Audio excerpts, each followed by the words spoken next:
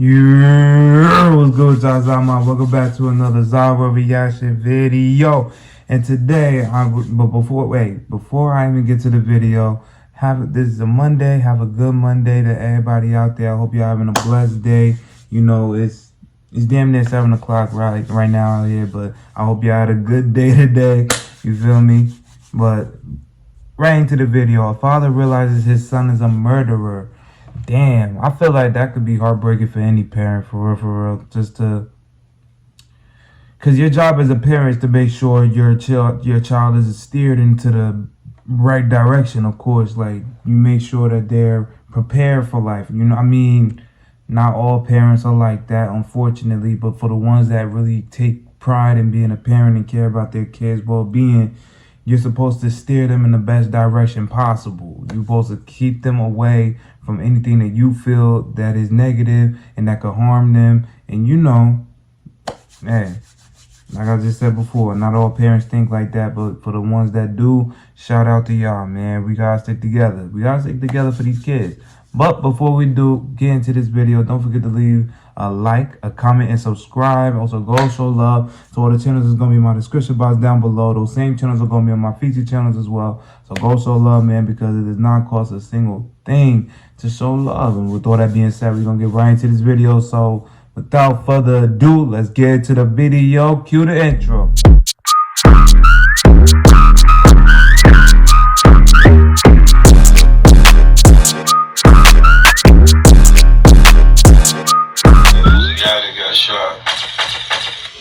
The car, police chased him, they went one way, he went another way. When you look at that video, to you, that is Hakeem Robinson, your son, Hakeem Robinson. On the 15th of January 2020, a police officer witnessed one of the most brutal and heartless killings of the decade. The killer was still unknown. However, police had their suspicions. I know this kid. They brought in rapper K-So, where they would break the news to him that his son was part of a murder.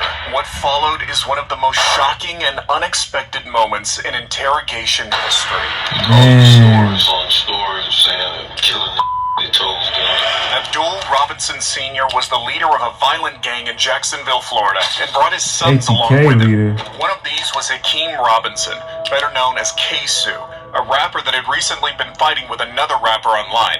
Charles McCormick, aka Lil Buck, had released a diss track on Hakeem. Just weeks later, dashcam footage captured McCormick being shot dead by a man with an assault rifle. A manhunt ensued before Hakeem and 3 other men in total were arrested in connection with the murder. Later, Hakeem's father was also brought in for questioning and told that they thought his son had brutally murdered a man and would likely be spending life in prison. But and the crazy thing is, this nigga's still in jail right now, bro. They would get from his father. Mr. Robinson, again, Joel Cooper with the State Attorney's Office. I'm here to take a sworn statement from you. If you would, please raise your right hand. Mr. Robinson, do you swear to tell the truth, the whole truth, and nothing but the truth? Yes, sir. You understand that the oath you just took is just like taking an oath in court, and that if you lie in a material way, that is a felony. It's called perjury, punishable by up to 5 years in prison. Yes, sir. The detective asks Abdul a few more questions, confirming the oath and ensuring that he isn't under the influence or being threatened. Okay. He checks some details and moves on to discuss the murder of Charles McCormick. Now, today you're obviously familiar with the person. Yes, sir. As it relates to your case. I never understood why they do that. Just say the name. Like, I don't get why. Yes. Are you They aware blow out of the a name song put out prior to him being shot and killed in January 2020? Yes, sir. And what was your understanding of what that If song y'all was? know why, let me know in the comment section, because I never get that shit. So you said a diss song? Yes. Did Hakeem Robinson know about the song? Yes, sir. Did he ever talk to you about the song? Yeah. And how did he feel about the song? He didn't like it. Before the murder of McCormick, there had been a long-standing beef between the two gangs, ATK and KTA, with multiple bodies lying in its wake. Being the leader of ATK, it's obvious he would have known parts about this, but he maintains he was never directly involved. However, it's as we come closer to McCormick's murder that things get cloudier for Abdul. He mentions that 2 of his sons had shown the song to him, and none of them liked it. What's worse for him is that directly after the murder, he received multiple phone calls from suspects directly asking for a ride away from the scene. Now, going again back to January 15th of 2020, that day, were you called by Abdul Robinson Jr., your son? Yes, sir. And Was that from a number that you recognize as belonging to him? Look, as somebody who's been out there to Jacksonville with all that shit that they the music that they put out about how they really want to run down on each other, that I could verify that's some real shit. That's some real shit. You know, them niggas, they in the acronym of each side, ATK, KTA. Hey man, them niggas do what they gotta do. I can't say my city's any better. We have up the hill and we have down the hill. I get it. But recently I seen Fulio come to Pete after he got shot. He got shot, and I guess this is his coming to God moment. So now he want to put the guns down, stop the violence and shit. Now, when people been telling his ass to stop the violence for a long time, he didn't want to listen to that shit. He didn't want to hear that shit. But now that he got hit up, now he want to stop the violence for real. But, I mean, hey, the Lord gonna let you know. He gonna let you know. He gonna let you roam around, do what you want to do for a little while. But when he come a knocking, you gonna receive it. It just depends on how you perceive it. You feel me? But you gonna get it. You gonna get it.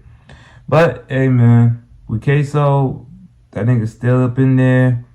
I'm not saying that he did it, that he didn't do it, but you could tell in the dad's face that he looks aggravated. That's something that we all could clearly see on his face. He like, God damn it, this motherfucker got me up in here over this shit. You could tell. Look at him, like, bruh. It's just, look, man. I feel like any parent knows that look on their face, like who've dealt with older children. You know what I'm saying? Not younger ones, of course, because ain't no way a child could piss you off that bad when they young. But when they older and they done some really dumb shit, it's like I've seen parents that deal with that. That same face, that same expression is how they have. Like, it's real shit out here. But hey, kids will be kids. Even no matter how old they get, kids will do some dumb shit. But let's get back. Yes, sir. What did he want? He wanted me to go pick up Scotty. Okay. Did you Oh, also they ain't get blurred out that calls time. from Leroy Whitaker? Yes, sir. And what did he want? Telling me where he was at to come pick him up. Did he tell you if he was alone or did he have anybody with him? No, he said him and Buddy was together. So Leroy Whitaker and Dominique Barner. Having direct involvement in such a high-profile case obviously doesn't put Abdul in the best position. Not at all. In fact, the cops actually suspect him of being a direct accessory to the murders. But Abdul has played this game for a long time. He knows that he must maintain his innocence for as long as possible, leading to his harrowing admission later in the case. But while he's being complicit and answering questions, the cops decide to try and extract as much information about this case as possible. Get him out Dive further into what happened when Abdul picked Leroy up. He was next to a crash car. Did that car crash? Was it on the street or in a yard? Do you remember? Like, it was kind of like in a ditch or a yard. Like, it looked like it might have been like a ditch or something. So was that near a house? Yes. Like in the front yard of a house? Yeah. Abdul picked Leroy up from next to a crashed car, the same car that had fled the scene directly after the shooting. This vehicle actually proved to be the downfall of the entire case. After crashing, Hakeem, Leroy, and another man named Dominique Barner all fled the scene, and two of them were captured on security footage running across nearby gardens. Leroy and Dominique eventually ended up storming into a couple's home before holding a woman hostage, switching clothes, and calling Abdul. But this is where they slipped up. As they were making the call, the terrified woman managed to make out their conversation and got a perfect look at Dominique's tattoos, allowing her to identify him and instantly pick him out of a line of suspects. This mistake got Hakeem and every single one of his assailants caught, but they weren't necessarily connected with the murder yet. That was until Abdul said this. What do you specifically remember them saying? That they crashed the car. The police chasing them. And came and jumped out the car. Listen. They went one way, he went another way. Did they say whether or not That's a really dumb shit. had anything with him when he jumped out of the car? I know you gotta love your kids to the end, but did they do some stupid shit like that. That's different. Warner mention to you if anything had been left behind in the car after it crashed? Yep, they said they left a gun in the car. They left a gun in the car. Let me rephrase that. Before the car crashed, did Dominique Barner and Leroy Whitaker let me rephrase that. someone in the car maybe was going to You really just told me that? Oh shit. Shoot at the police. Oh yeah. Who was going to specifically be the one shooting? While no gun was His actually found in the crashed son. vehicle, it's starting to become clearer and clearer He how admitted little his Abdul is son holding would back. shoot the Remember, police. Hakeem is his own son, and he's currently the #1 suspect in a murder investigation. While he's under oath, he must tell the truth. That doesn't mean he has to answer any of the detective's questions, Right. but he's choosing to willingly answer every single one, sparing no details. So far, he's told him all of the details of the day. The case is sealed up, man. The pops, the actual father, ratting on his son. Listen, he has to have a motive. He has to either he has other kids outside that he wants to be involved with. I don't know if Queso is his only kid, but he probably, when you're a father and you have multiple children and you have one bad apple that's involving you in their bullshit, you're gonna look at it like, I have other kids to be involved with. You already chose in your path in life. I can't save you. My bad, y'all. Listen. We gonna leave that one alone. But yeah, man. The father probably like, you already made your choices in life. I can't save you. You get what I'm saying? You already made up which path you want to go in your life. I got these other kids that could use me in their life, like that could use their father, so they don't end up like how you moving, or how I'm like end up like me. So if that's the case, man, I could respect that, man. Even though he putting his kid under the car and shit, you know what I'm saying? If there's other kids involved, you can't fault him. You can't fault him because Queso, he's not that much young. He knows right and what's wrong. You get what I'm saying? So the way he's moving, he wants that. He wants that. So you gotta sometimes when the streets got a hold of a loved one like that, you gotta let them rock out. You gotta let them rock out or they're gonna spoil the whole tree. But I ain't gonna interrupt it no more. Let's get back to the video. The fact that he had a gun on that day and that he was planning to shoot at police while fleeing from them. He was planning on Even shooting after a all of police this, officer. He's still not done snitching. In addition to that information, did Damn, you learn daddy about snitching. being shot and killed? Yes, sir. And who told you that? Scott I like that. explained to me that it was a guy that got shot. It was a little while back before this situation at a gas station that made the song. So Leroy Whitaker was explaining to you it was a person that had been shot once before? Yes, sir. And who shot him the time before? He did. He did. And the reason was because of a song that he put out? Yes, sir. And so when he told you that information, were you aware of who this person was? Yes, sir. Abdul has now confirmed a motive for the shooting, stated directly that the reason for the shooting was the song and long-standing feud between Hakeem and McCormick, and even stating that Leroy had shot McCormick once in the past. However, while it might not seem like it, possibly the most incriminating statement of all here was when he said he knew the victim before Leroy even mentioned it. He makes it clear that he's known about McCormick and the possible plans to get revenge on him for a while, which can easily be used as a way to argue that the murder was premeditated. And if Abdul knew that McCormick was the victim before he'd mentioned it, it heavily implies that there had been discussions about it previously, increasing Hakeem's sentence drastically. It seems that all respect he had for his son has gone out the window, and he's fully fessing up to the cops on his behalf. This is when Abdul decides to fully seal the deal and makes a harrowing admission that would shock the detectives, ruin his Or he could just be reputation as a tired of gangster, being in jail and because seal he his already son's was in fate. jail before they brought him in Did you see there anything on for social investigation. media posted by your son Hakeem Robinson that concerned you? So it could be hella shit What was that reasons. specifically? He called it the stories on the stories saying that killing the toes done. It was that like Instagram story? Yeah, Instagram story. And Instagram was that story. something that was posted by Hakeem Robinson? Yes, sir. When you saw that, were you upset? Yes, sir. Did you try and reach out and speak to Hakeem Robinson? Yes, sir. And when you spoke to him, what did you tell him? I told him he need to take that down. Did he deny being involved when you told him to take that down? No.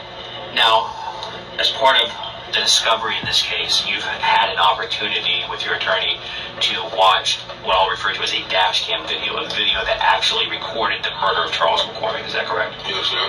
And you've watched that. Yes, sir. Now, when you watch that video, you can see Could you see what the shooter was wearing? Yes, sir. Could you see how the shooter ran?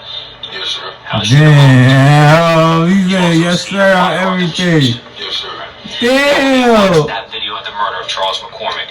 Did you recognize the shooter? Yes, sir. Who was the shooter in that video? Hakeem Robinson. Your son, Hakeem Robinson. Yes, sir. Without so much as a moment of hesitation, Abdul deals 2 devastating blows to He Hakeem's didn't case that even would later be hesitate, used bruh. against him in court to charge him. Oh, Not only did he shit. willingly give evidence to the police that they didn't have regarding the Instagram story, he told them Hakeem didn't deny killing McCormick and directly told them that the man in the dashcam footage who shot McCormick was without a shadow of a doubt his own son. Since this interview, Hakeem was also accused of killing a 16-year-old boy named Adrian Gaynor, aka Whoa. Bibby, and pleaded not guilty for both first-degree Bibby. murders. As of right now, his case is Bibby, still man. ongoing, but regardless of the outcome, his entire life has been flipped upside down, all thanks to his dad for telling the police everything. Everything. That nigga told that nigga everything, man. Listen, man. I'm not gonna talk up for the shit that he did, cause he did some wild shit. But that's not my place, man. As a citizen, that's not my motherfucking place, man. If your dad feels fit to tell the police what you had going on and shit, I mean, who am I to say what's right and what's wrong? But hey, man. Y'all let me know in the comment section. Are you standing with the dad, or are you standing with Queso in the sense of you feel like it's wrong for your parent to snitch you out like that while it's a crucial time for you in court? Y'all let me know in the comment section down below what you think. I'm gonna reply back to any comments made from any of y'all in the comment section down below. So y'all let me know.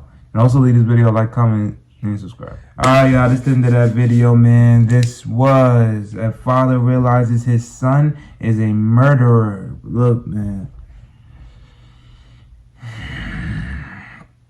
I already broken down why I feel like he did what he did. But at the end of the day, like I said, it could have been due to him having other kids outside that he wanted, and family in general. He wanted to be outside with his family on the outside, or he did it, or 3 ways. Did it for family, did it to lessen his sentence, or did it to just wake up his son. You know, because he could have been like, in his mind, he could have been like, at this point, my son probably does need a little time, man. He probably does need some time to understand that what he did, how he moving is wrong. So, you know, if I give them this statement, that they'll go ahead with that. You know, I can't speak for a father. I can't speak for him and his situation on why he would snitch out his own son. I don't understand that. But like I said, family teaches son a lesson, and the fucking family lesson. Yeah, listen, I'm tired. I just came over work. Yo, y'all heard what I said, man. It is what it is. But with all that being said, man, y'all let me know in the comment section down below about what you thought about this video. Also, leave a comment down below on what other videos and what other scenarios you would want me to react to next. Excuse me.